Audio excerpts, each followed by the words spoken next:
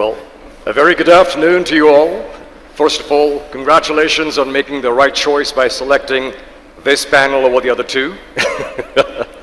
It's already been an incredible day one at HICSA for the first time here in Bangalore, and it's incredible to be with you all in person here. Now, when it comes to experiential and wellness travel as a microcosm, a subset of the overall travel and hospitality ecosystem, this segment has been on steroids. It's fair to say that leisure, experiential, wellness, in a way became the catalyst to restart and be the turbo boost to the recovery of our entire industry. And where we find ourselves today is at the center of the very purpose of why people travel. Now think about it from a key stakeholder of travel industry standpoint. First up, let's take a look at the traveler mentality. The traveler today has embarked on a journey of self-discovery, personal well-being, self-transformation. The developers and owners have found this new emboldened confidence. Look at the yield ratios, the IIRs this segment has produced over the last 2 years in particular. And finally, many of us as operators in here are busy, fast innovating, ideating, curating, sometimes even struggling to wrap our heads around the concept of holistic, immersive hospitality that is a play of all the five senses. So today, talking a little bit deeper on some of these tenets and pillars of experiential and wellness hospitality, we've got a winning panel of Alan, Heidi, Amruda, and Yael. Welcome. Thank you for joining in. Thank you, Saurabh. So I'm going to do the impossible task of trying to make introductions fun. All right? So I've got two questions for all of us. Question number one, in one sentence, how would you describe your job role to your mother? And question number two, tell us about your most memorable travel experience over the last 12 months. Want to start with me? You are a minority here, so please go for it. So, my experience in travel over the past year, something that I really cherish is I had the opportunity to travel with my better half to Seychelles. For those who visited the place, you know, it's a nice tiny island with a close community of people. And the reason I find this something that I cherish for a really long time is because when I visited this place, it was immediately after the COVID pandemic, right? And I could see the joy on the faces of the people whom I interacted with, because Seychelles is a community that is dependent a lot on tourism. And for the 2 years that through the pandemic, they really were affected very adversely. So when I stayed at this property, I could actually see the joy, you know, the sheer bliss of welcoming the people back to their country, the way that they served us, the sheer joy that they had in making sure that our stay was absolutely extraordinary. It was beautiful. Great. I mean, me and my better half had the best time over there. Really experiential, and I'm very glad I did that trip. Happy to hear that. How about your job role to your mother? How would you describe that in one sentence? My job role to my mother, exhausting, but exhilarating. The two E's: exhilarating but exhausting. Thank you, Heidi. Okay, I'll go for my travel experience. I suppose for me, it's all about family. So wherever I go, it's about the family being together and creating those memorable experiences, you know, of just being able to switch off, have fun. And then we look back at the photos, and it was a real feel-good factor, you know, to be able to kind of say, oh, we were here, we were there, we had a really great time. So for me, my travel experiences are always with the family. Fabulous. Yeah. And the definition of your job role to your mother, how would you say that in one sentence? 2 words, 3 words, sorry, living my passion. All right, okay. That's efficient. Amruda? Good afternoon, everyone. I'm Amruda. I represent Araiya Hotels a brand we launched 3 years ago. So to my mother, my role would probably be chief handholder, because I think I'm the one you come to when something goes wrong or you need help, and that's probably what she hears all the time. And there's a reason for that. I think we're a small boutique firm. We manage small properties across the country, and typically we're working with first-time hotel owners. So that explains what I do. In terms of the most memorable travel experience, I did the trek to Kilimanjaro late last year, and it was incredible. We walked from 3,000 feet to 15,000 feet, and every day you're doing a couple of thousand meters higher in altitude. And the camp would be moved for us. And what I thought was an incredible experience in terms of personalization was that when you woke up and the tent was exactly where you left it, we'd go up to the next camp and it was reassembled, and you could wake up and it's 3 a.m., you're getting dressed in the dark, but the water was kept exactly where it was the night before. Incredible experience. And the porters are doing that much faster than you, because they're moving ahead. So I thought that was incredible. At 15,000 feet, if you can remember what I want to wake up and drink at 3 a.m., then you've got, you're doing the job right. For sure. Thank you. Yael? All right. So if I had to describe my role to my mother, I think I would say that I'm one of the custodians of the Six Senses brand. I think in development, we really have that opportunity and privilege to determine kind of what the evolution of the brand is and where we go and what it ends up, being over the next couple of years, and for the long-term future as well.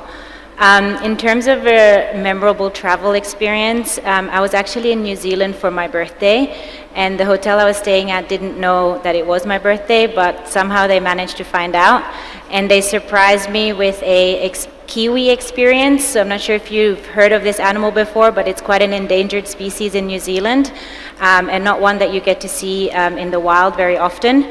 And so this is actually a conservation initiative that they run, so they truck a couple of kiwis, and I managed to go on this experience, and we managed to see a wild kiwi, and it was just really, fantastic, and it was really great to see all the conservation efforts that are happening there, and obviously it's something that's very close to my heart, but also to the Six Senses brand. Well, that's why we love what we do, don't we now?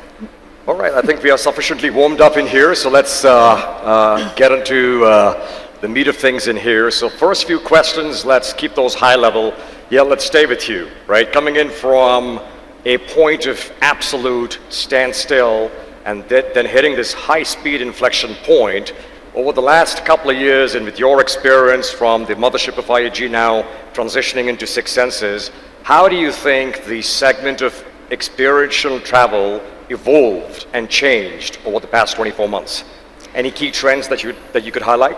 Yeah, it's an interesting question, I think, and it was mentioned here on stage earlier as well. I think experiential travel has always become more and more important with the younger generation, but it's really some of that older generation now that has focused more on the experiential travel. I think people no longer want to go to a place without experiencing the authenticity, a new culture, and really embracing that new destination that they go to. I think post-pandemic, the interesting thing is, I think Google recently released a statistic where they said the search of what to do when they're looking for a destination has increased by 280%.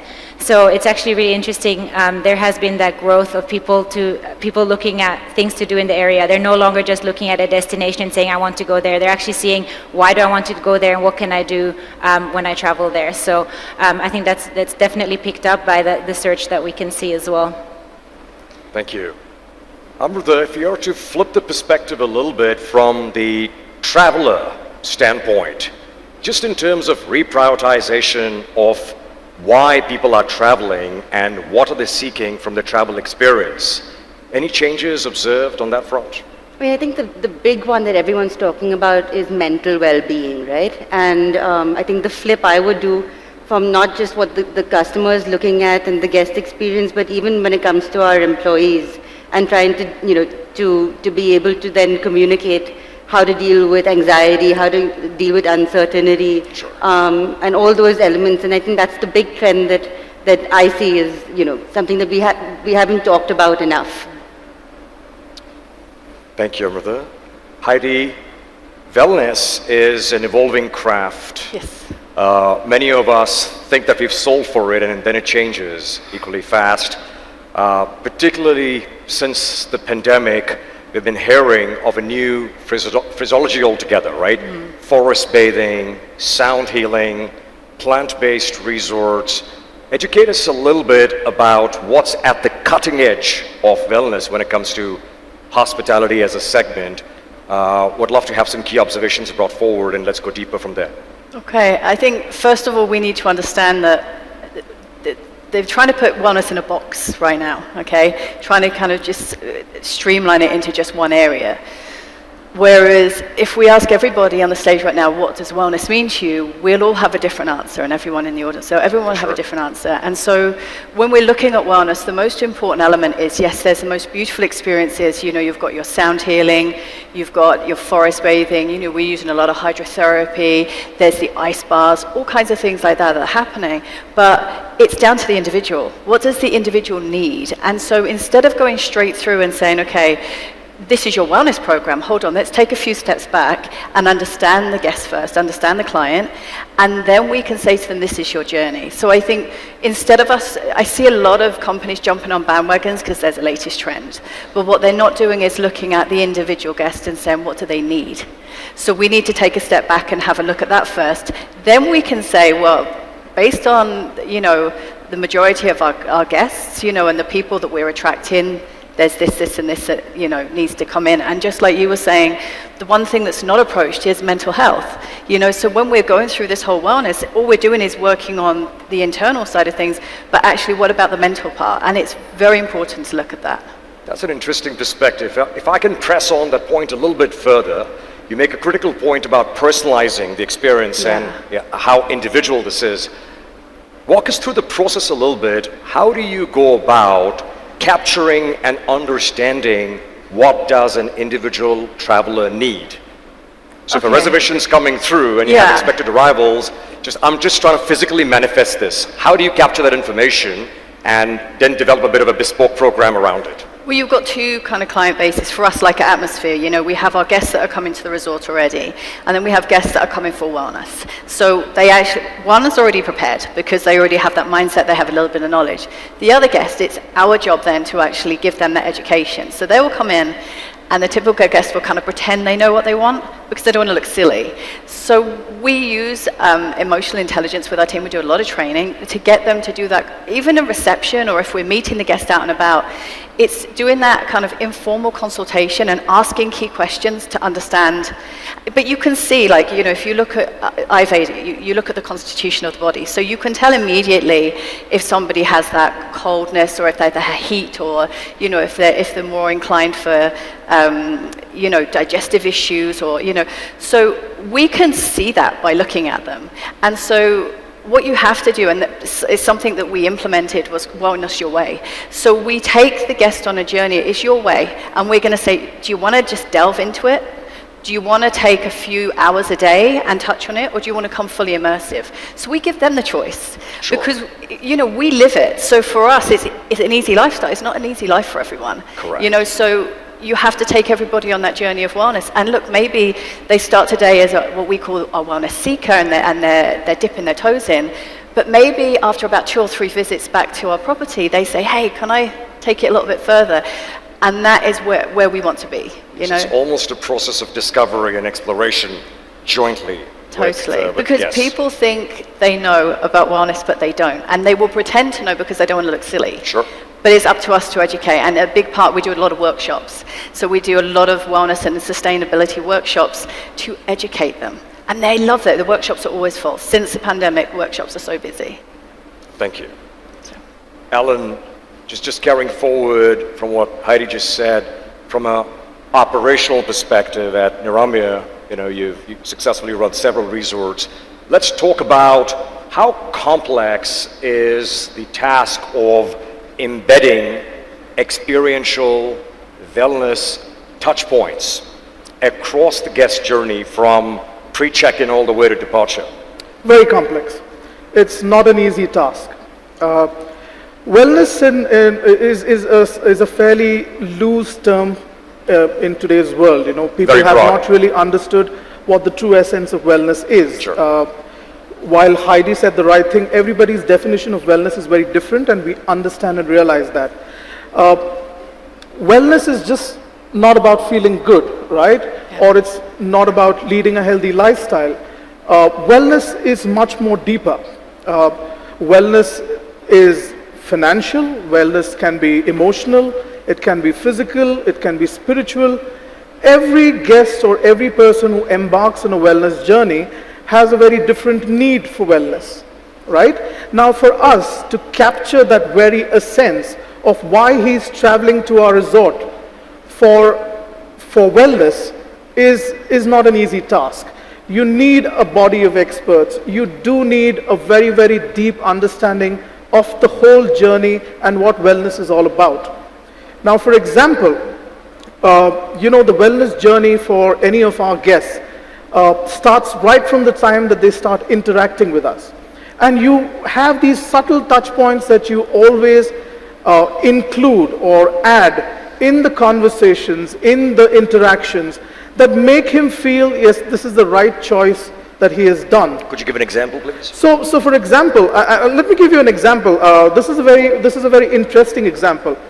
Out of the blue, we once got a request for a 14-day wellness therapy for a person who was suicidal. We had never dealt with it before, right? It was something that was very unique to us. We understood the criticality of the person's mindset, but we also understood that we need to do the right thing here, right? The guest declared that he or she had Yes, those she tendencies. did, and she did that in the interactions that she had with us. Now, while this happened, we had to make sure that we curate the right journey for her, and I'll tell you the reason. I won't state the person's name or whatever. She's a celebrated author today. She was suicidal because she lost her parents in the pandemic. And she was depressed and she was really, you know, down in life. And she decided that she wants to go on a wellness journey. And during the interactions that she had with our body of experts, when she called our reservations team and all of that, and our reservations team is very, very comprehensively well trained in handling these issues. Sure. But this was out of the blue, right? I mean, it's something that you get probably once in a blue moon and you will never get again. Got it. That's how That's how exactly. bespoke it needs But to she be. decided that she wanted to come to us for a wellness Program. a wellness therapy. During the interactions with us, this was brought forth. We got to understand that this is the person who's with a very sensitive and delicate mindset. We need to make her feel that this is the right choice for her. So everything from the interaction, and she was living alone with her parents. Once her parents passed away, she was all alone. She didn't have too many friends. We ensured that every interaction with her, and we interact with her even today, and she's a brand ambassador for our brand today. Congratulations. Every aspect of her journey, from the time that we sent a confirmation with a feel-good note, with what she should do to get out of the depression that she's in, with our panel of experts speaking to her on a regular basis, interacting with her, that was the first part of it. Her arrival into the resort and the retreat was the second phase of making her feel good, making her feel that she's taken the right step in wellness. You know, right from the time she walked into the resort with the whole multitude of staff people lined up to welcome her to the hotel, from her interactions at the check-in, right up to the stay, to her interactions in the food and beverage spaces. We curated mindfulness sessions for her. We curated different wellness therapies and interactions with our experts. And she went back feeling very different. She went back feeling very loved. She went back feeling that there is a lot more to life and she can do a lot more things. That was when she decided that she had a great mind in creative writing. She started writing. That made her feel beautiful. She came out of that. She came out of the whole depression. She's a celebrated author. She's got 2 best-selling novels today. And that's how we've. That's a great example. it was something that completely struck us, saying that was her wellness journey. That actually leads me, thanks, Alan, leads me to another question. We'll come to that just in a moment about how nuanced this entire aspect of personalizing the experience is. Absolutely. What happens to the scalability and processization, right? How do you scale this level of bespoking of the experience? We'll shortly come to that. Now, let me bring you in from a Six Senses perspective, given how deeply embedded the brand has been in the ethos of sustainability. It's commonly been spoken. I was actually reading one of these Skift statements that came out last week, where they said that Skift coined the term over-tourism about 15 years ago, and now this is, the term itself holds no water anymore.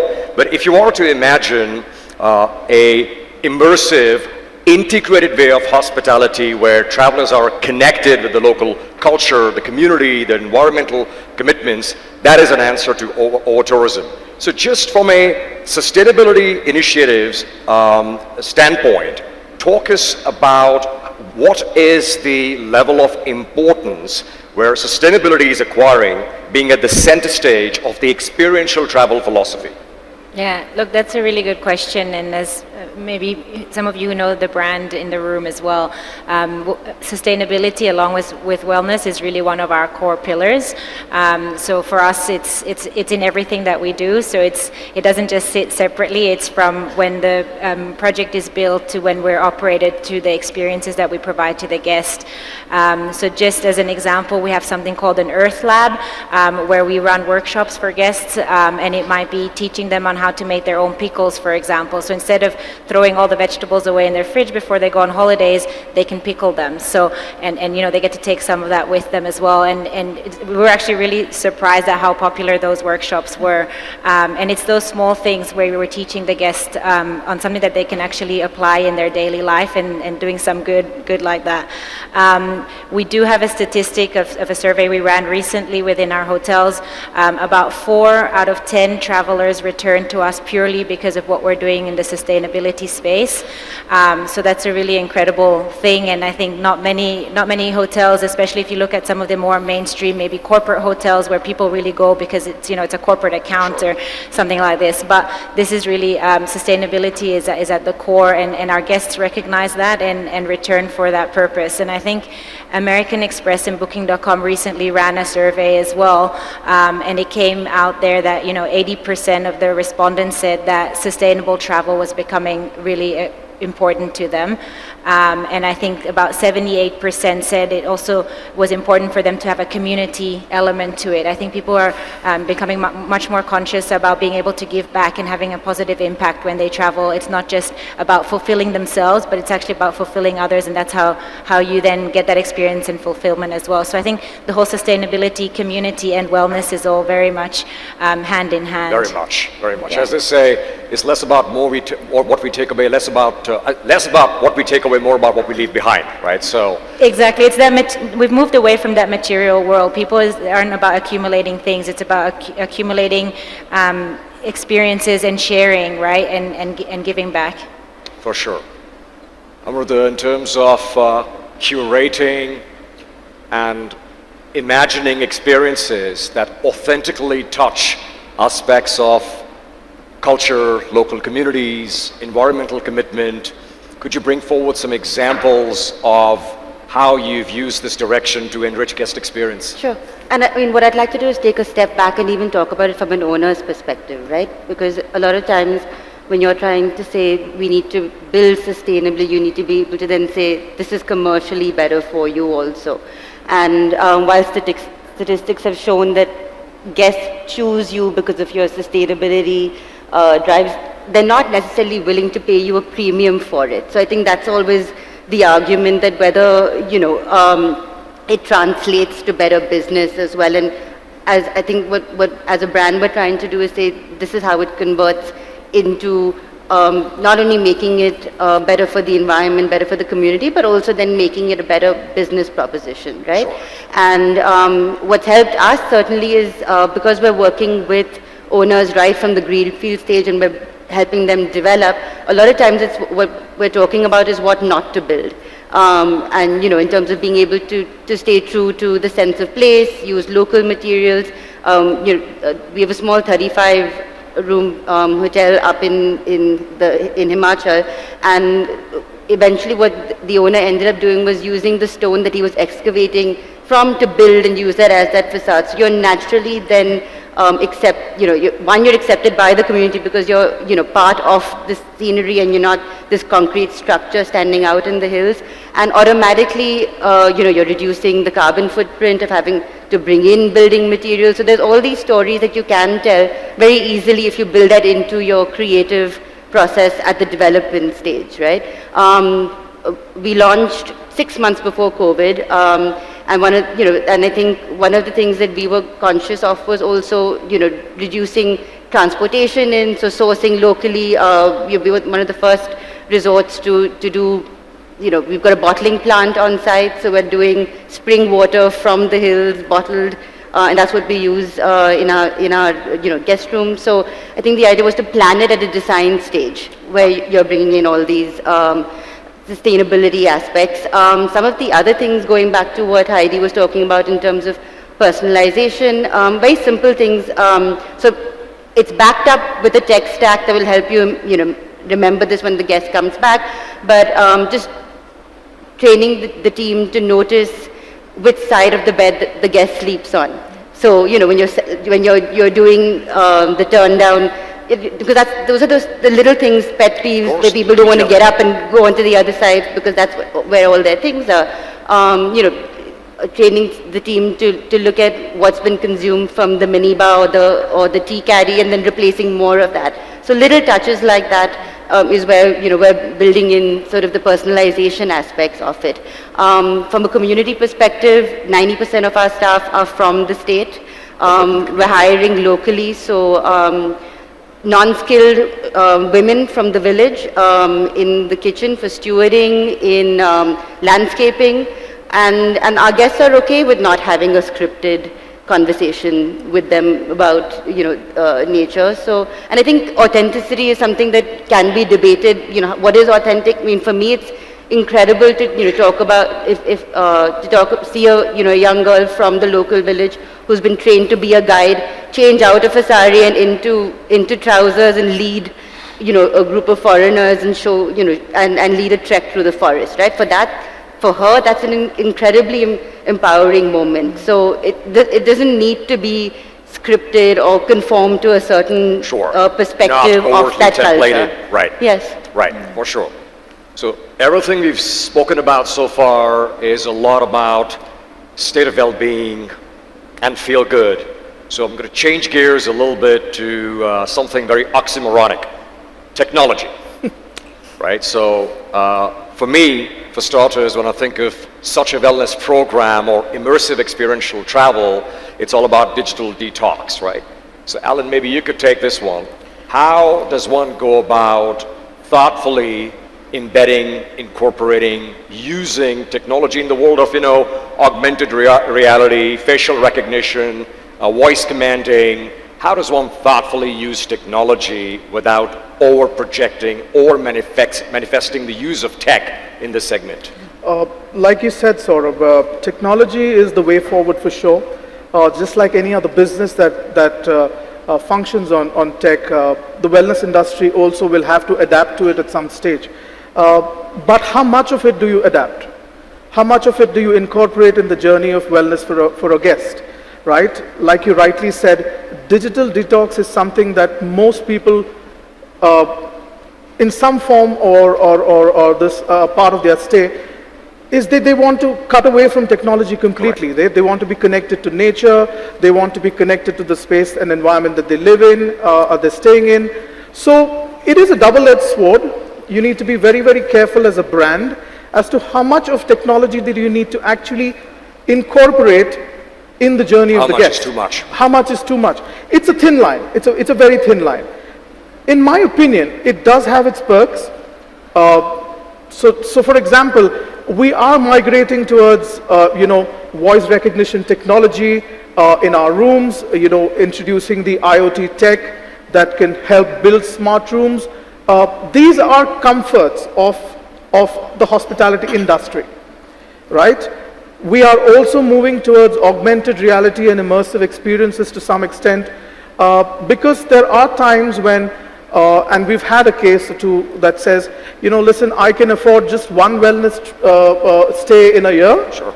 but I have preferred to come to a beach location. I wonder how it would feel to be in the mountains, walking in the mountains.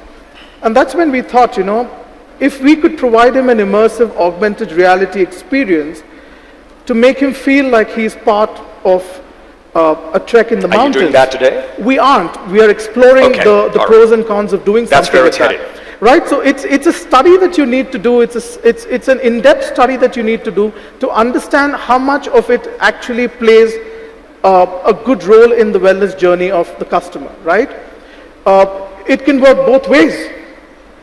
You know, a person who, and today you have various age demographics that come for wellness, right? You have the people who are in the 25 to 30 year bracket, the 35 to 40 year bracket, and obviously the ones slightly elder who want to come for their own wellness treatments. You need to understand how much of a role will tech play for each of these demographics.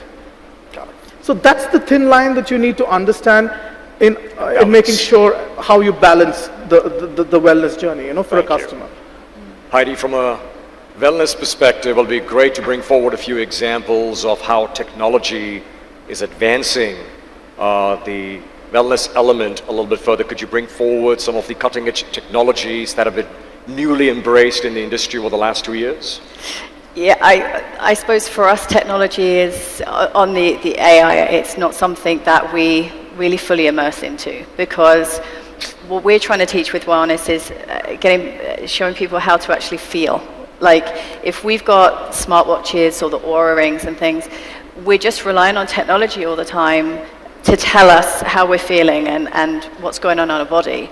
So like Alan said, there is a time and a place for technology, and we're going to need to embrace it a little bit more. But I think that we need to be true to ourselves in the wellness industry and say, how far do we want to take it, and how much do we want to hand it over to another segment of the hospitality industry? Because for us, then, we're coming away from that authentic way that we're looking at. We're looking at wellness, we're looking at mental health, and technology immediately. Like, people constantly have to watch their phones. They have to keep checking it just in case, that fear of missing out. It's an addiction. So now we're actually dealing in wellness with a lot of addictive habits because of things like the AI, the technologies that are out there. I go to meetings when the smartwatches first come out, and I'm like, am I boring them? Because they keep looking at their watch all the time, and then I realized it was because all the messages were coming up. But you can't even get people present. And of course, mindfulness, like you were talking about earlier, about being mindful. Like, mindfulness is so important, and if you're constantly distracting people with relying on technology, then we lose that presence. So for me, there's lots out there. How far I'm going to go with our company is we're going to be very authentic and true, and we're going to keep it very personal. So yeah, that's where I'm at with the technology. A related question out of personal intrigue. At what stage, using all that tech, does a wellness-centric hotel experience start to push on the periphery of medical? Yeah, I mean, again, and this is where there's a very gray area, and we need to get this regulated more. So again, and I see it a lot in wellness, some businesses will kind of go through the IV route, or they'll bring in an Ayurvedic doctor or things like that. Are you a clinic, or are you a wellness center? Like, what are you offering? And I think companies need to decide what their USP is and who they are. And from there, you can move forward. And it's not to say that you can't evolve, but don't mix it up. So be very, very clear. Are we going through a healing journey? Are we going through, like, you can have your holistic medical route. Are we taking that clinical route? Are we taking it through a healing journey? Which route are we going? But there's too much of a gray area at the moment. That's the challenge. So we're still in those infancy. Wellness has been around a long time, but it's still very misunderstood. So we need to have a lot more clarity with that, and then we can communicate it to the guest. Thank you, Alan and Heidi. On the tech perspective, let's try to move the conversation along to human capital, right? I think there hasn't been a session since morning where the paucity, shortage of talent hasn't been spoken about, right? And this segment in particular, the enablers of the experience are our people, right? So I'll open this up to the entire panel in terms of how does one go about A, sourcing quality human capital talent, and B, if we could talk a little bit about training, because this is a specialized skill and segment, right? There is a very critical training module element that kicks in. So sourcing and training of human capital, please. Anybody in the panel? I could take that one, Please. Saurabh. It is a challenge for sure, the recruiting the right personnel for something as serious as wellness. You need to make sure that the person has a passion for wellness, the right person and the right mindset that they can deliver the service that you intend for them to deliver. And once you recruit a person at that level, you need to ensure that they have a very, very detailed, comprehensive training session with all our modules, our brand standards. So it's not an easy task. Hiring this body of experts is definitely challenging. But I must say that as a brand,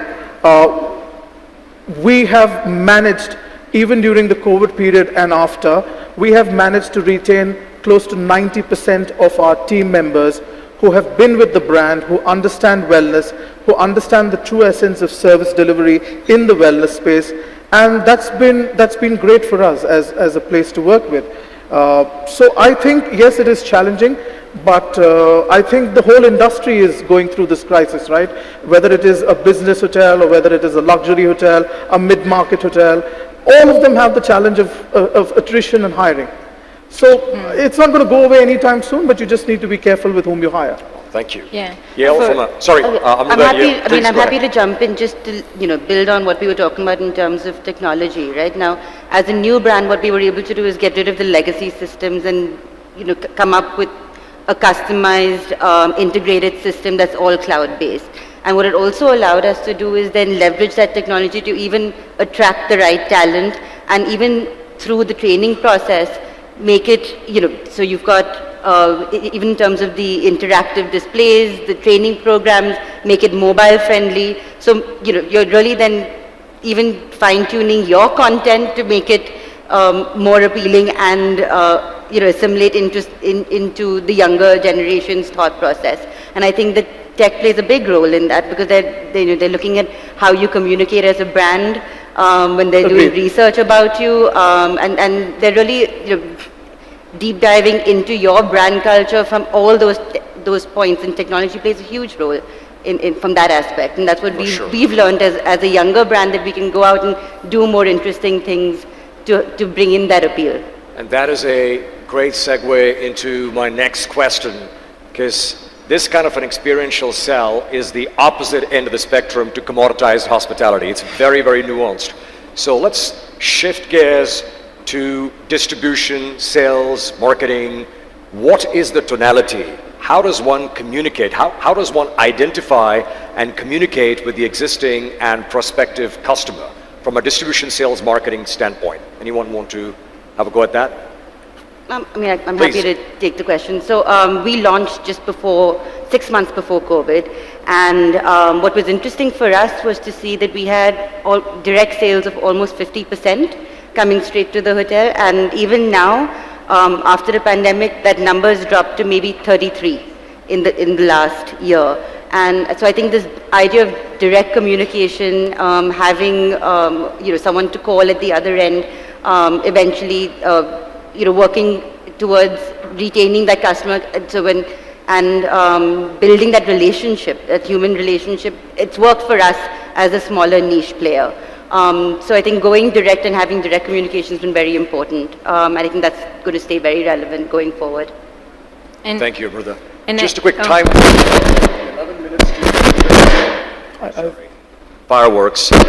Still got 10 to 11 minutes to go. We'll keep going, so please do post your questions in the chat, and we'll pick it up on the screen. Yale, you have a comment, please? No, it's all right. Well, I was just going to say, I think for us as well, it's about engaging with our guests in lots of different manners. So one of them is our newsletter recently, and there we really also promote about the type of experiences that we offer on more of like a seasonal basis. So we run certain retreats, or we might have certain speakers, or we might have certain wellness experts coming in for certain periods of time. And so we've realized that a lot of our customers are really keen to engage during those times and different times of the year as well. So I think that it's another way to, I guess, kind of increase the calendar and bring guests at different periods of time as well. Got it. Yael, my next question is actually perfectly fitted. So let's walk together into a room with a prospect hotel owner. From a long-term business return perspective, for this segment of business, walk us through what is attractive from a business pitch standpoint. From a capital deployment perspective, why is this segment of business? It's been touted to be the highest yielding segment going forward. So give us some high points of your pitch there. Exactly. I mean, we've been in this space for ever since we were founded. So for the last 28 years, for us, it's been about wellness and experiential travel. And I think if we weren't doing it right, we would no longer be in this business right now. And in a way, I mean, we always talk about future proofing, and I suppose we are to an extent future proofed in that segment. And I think we all are because of that focus. And I think other brands and other companies are really catching up to that as well now, and I think so are owners, right? They're starting to realize that I think it's not a short-term investment when you come on board with a brand like ours. It is about long-term, but it's also about a legacy, and we've seen now with the travel trends evolving, it's what the customer is looking for. Thank you. Amruda, from a related, kind of a follow-on question in terms of product design and evolution that's come through in the design concept, which is particularly experiential, more immersive, more touch points in there. What are your key observations as an owner, developer, in terms of how the evolution of design has come about? I think the biggest one for us, if you look at key costs, right? Land costs. In terms of in India, it's up to 40 to 50% of your project cost. So and location is the one thing that you can't change. So whatever you can do to build a community around you, give back in terms of and add value to that destination, I think is something that we're particularly proud of. When we went on to create this destination called in Palampur in Himachal, there was no other branded product. Then we could really come there and become the destination. And I think all the ancillary products that came out of it and the community also then gains from that additional value that's been created as a location. The other two big pain points for an owner is payroll and HLP, your two larger cost, largest tax in terms of your cost structure. And I think building sustainably from both perspectives, whether it's lower energy costs, whether it's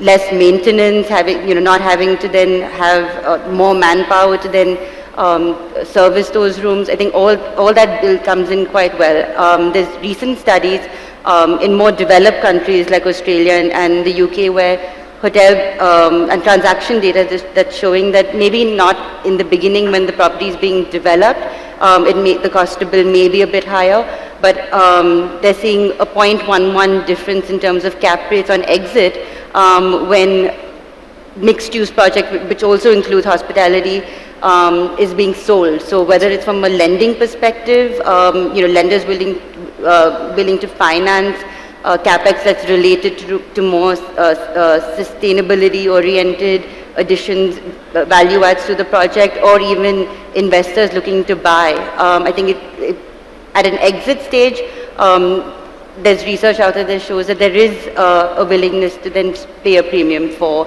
well-developed, sustainably built projects. Got it.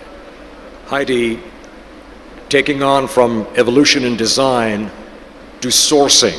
Yep.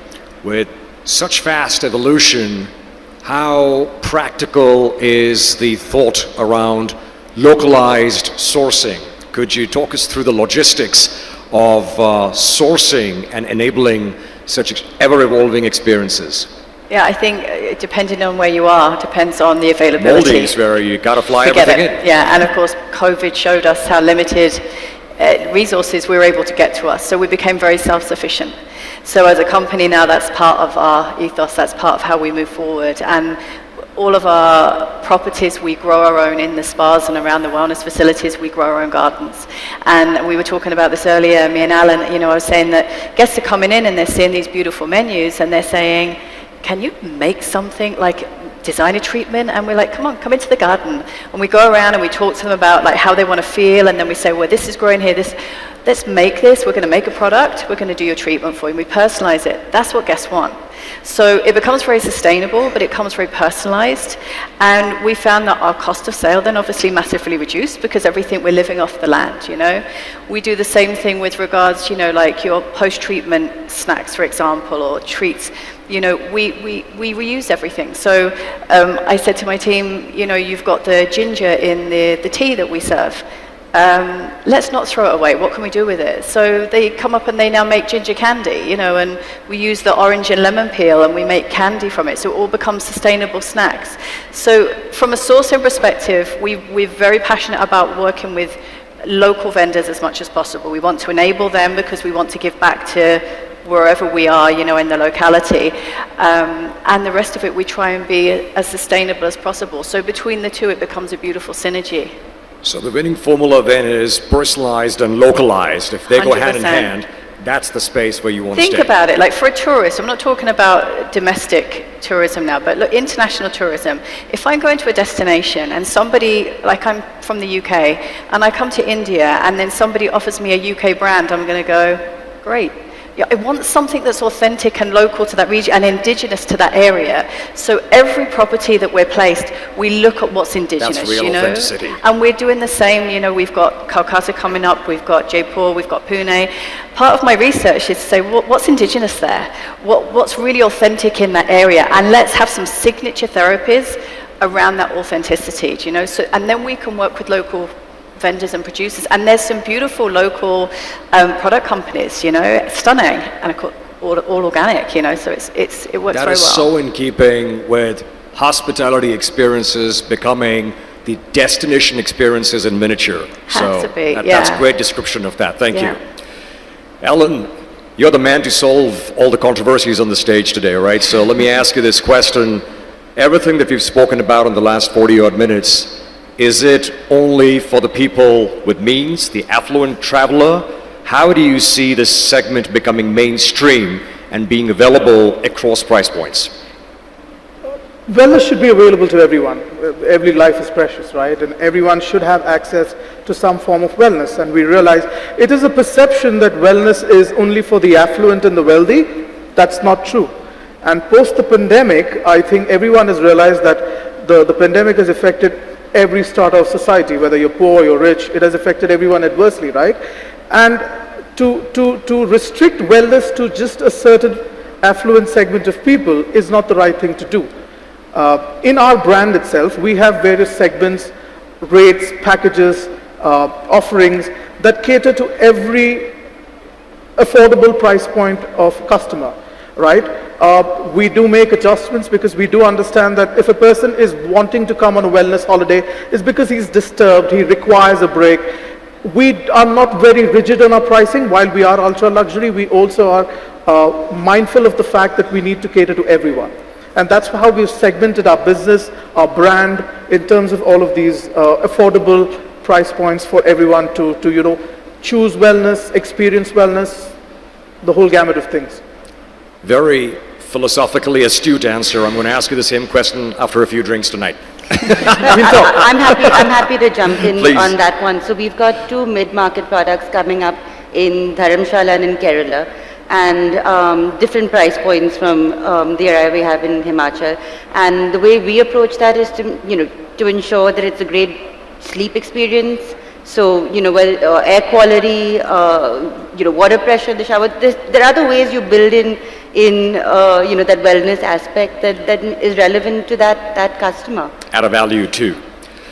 Okay, we've got a minute to go. If there are any questions, if you could please pull them up on the screen, we are happy to take those. And if not, I'll roll on with the closing question, and I'm going to give a choice, whatever you feel comfortable with.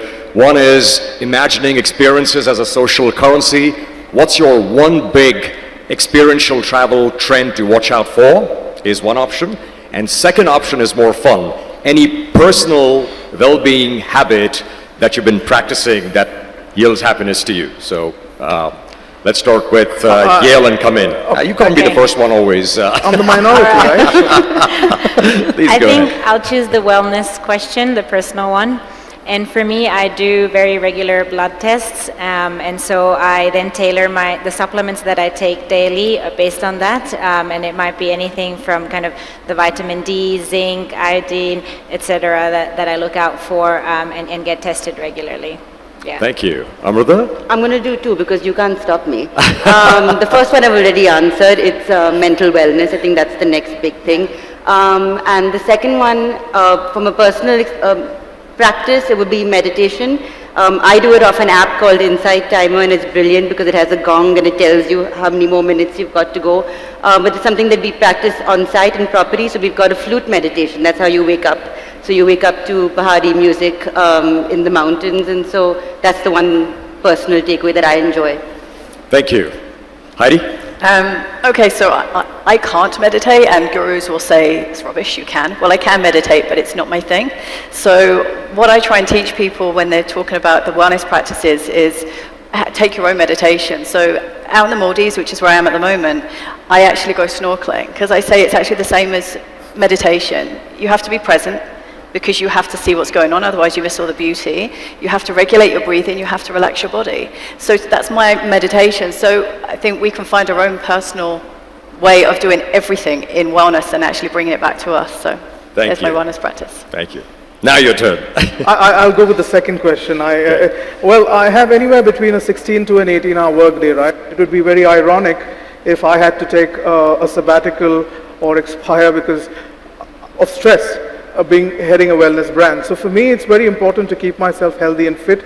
I try and do that obviously by meditating for 5 minutes in the morning. My favorite ritual is as soon as I wake up, I have a look at the photograph of my 3-year-old beautiful son. That automatically brings a smile to my face. My day starts beautifully. And whenever I do find the time, I try and do a little bit of yoga. That keeps me going. And that's what I love to do. So yeah, that's what it is. Fantastic. Well, gentlemen and ladies, thanks very much for your incredible input. Definitely the segment to watch out for. Enjoyed the session today, and thank you very much for your deep attention. Really enjoyed the chat through. Our time's up. I know they put some questions out here. I'm sorry, looks like we've run out of time, but please catch us over coffee and we could have those addressed. Thank you very much. Thank you. Thank you. Thank you.